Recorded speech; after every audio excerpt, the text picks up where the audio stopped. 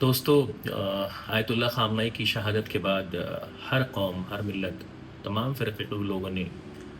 آیت اللہ خامنہ کے حوالے سے اپنے تاثرات، اپنے غم کا اظہار کیا ہے۔ 1 سال پہلے میں نے تقریباً ایک میسج میرے پاس آیا تھا، جو آپ کے پاس بھی گیا ہو شاید۔ اس میسج میں ایک لیڈی جو ہے وہ ایران کے گورنمنٹ ہاسپٹل میں جاتی ہے، اور جانے کے بعد وہاں پر اپنے بچے کا ٹریٹمنٹ کے لیے جاتے ہیں، اپنے بچے کے ٹریٹمنٹ کے لیے، اور وہاں پر جو پیڈیاٹریشین ہے، جو ڈاکٹر ہے وہاں پر، وہ ایگزامن کرنے کے بعد اس بچے کے اس کو کچھ میڈیسنس لکھتے ہیں، اور اس بچے کی ماں سے مخاطب ہوتے ہیں اور اس سے بات کرتے ہیں، میں گفتگو ہوتے ہیں، اور ان سے کہتے ہیں کہ یہ بچہ جو ہے وہ سپریم لیڈر آیت اللہ خامنہ سے شباہت کرتا ہے، تو کیا یہ بچہ ان کے خاندان سے ہے؟ وہ عورت بولی جی ہاں، یہ ان کا ہی پوتا ہے، گرینڈ سن ہے، آیت اللہ خامنہ صاحب کا گرینڈ سن ہے، اور یہ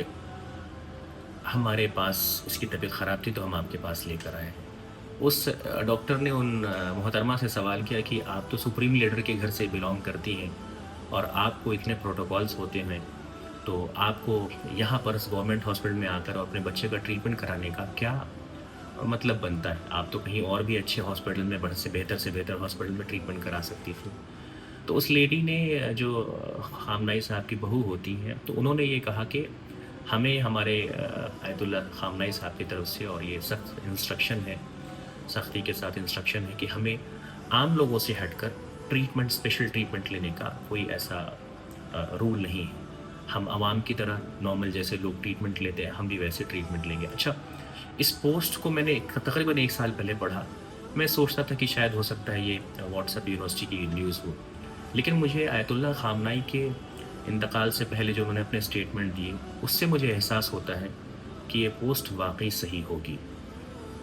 اس مناسبت سے کہ جب آیت اللہ خامنہ سے لوگوں نے کہا کہ آپ کی جان کو بہت خطرہ ہے اور آپ ایک کام کریں، بنکر میں چھپ جائیں، آپ کی جان کو بارہا بہت زیادہ خطرہ ہے اور آپ کا رہنا بہت امپورٹنٹ ہے، تو انہوں نے اس بات کو کہا تھا کہ میں بنکر میں چھپ جاؤں اور ایران کی جو 9 کروڑ آبادی ہے، اس آبادی کا کیا کرو گے؟ وہ بھی میری فیملی ہے، میں اپنی جان بچانے کے لیے، اپنی فیملی کی جان بچانے کے لیے بنکر میں چھپ جاؤں۔ اگر آپ انتظامات کرتے ہو، ایسا ارینجمنٹ کرتے ہو کہ 9 کے 9 کروڑ کی آبادی بنکر میں رکھ سکتے ہو، تو پہلے ان کو بنکر میں رکھنے کا انتظام کرو، بعد میں میں آؤں گا۔ اس بات سے سمجھ میں آتا ہے کہ یہ کوئی ایسی روحانیت چیز تھی جس کا نتیجہ ہم نے آپ کے سامنے دیکھا ہے، اور وہ شخص جو بارہا اس بات کا دعویٰ کرتا ہو اور اپنی تمنا کرتا ہو کہ یا اللہ مجھے شہادت نصیب کر، مطلب زندگی میں طبعی موت ہونا الگ سی بات ہوتی ہے، اور شہادت ملنا، کیونکہ شہید زندہ ہوتے ہیں اور اللہ کی جانب سے اپنا رزق پاتے ہیں۔ تو یہ کمال ہے آیت اللہ خامنہ صاحب کا۔ لوگوں نے بہت کوششیں کی اور اس بات کا چرچا بھی ہو رہا تھا کہ خامنہ صاحب کی شہادت کے بعد ایران میں ایک نیا رجیم ہوگا، ایک نئی چیز ہوگی، اور لوگ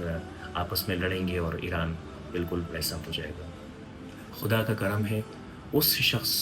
کی وجہ سے جس نے اپنی شہادت پیش کی اور بالکل اس بات کا احساس نہیں کیا اور نارمل زندگی گزاری، جو اس کو سپریم لیڈر ہو، جس کا اتنا بڑا رتبہ ہو، جسے ایران کی دنیا، تو ایران کی جنتا، ایران کے لوگ، ایران کی عوام اور ساتھ ساتھ پوری دنیا کی عوام اتنی محبت کرتی ہے۔ میرا سلام ہے ایسے شخصیت پر جسے آیت اللہ خامنہ کہا جاتا ہے، اور کیوں نہ ہو، وہ امام حسین علیہ السلام کے چاہنے والے تھے، ان کے نقش قدم پر چلنے والے تھے۔ امام حسین علیہ السلام نے بھی کبھی بیعت کے ساتھ مطالبہ اس بات کا نہیں کیا کہ ہم تمہارے ساتھ رہیں گے، جو حق ہے وہ حق ہے، جو باطل ہے وہ باطل ہے، یعنی سچ کا ساتھ ہمیشہ دیا، مظلوموں کے ساتھ ہمیشہ رہے اور باطل کے خلاف ہمیشہ کھڑے رہے، اور ان کے انشاءاللہ اس عمل کو، اس جو بات انہوں نے رکھی ہے اور اس مشن کو انشاءاللہ رہتی دنیا تک انسان قائم رکھے گا۔ جزاک اللہ۔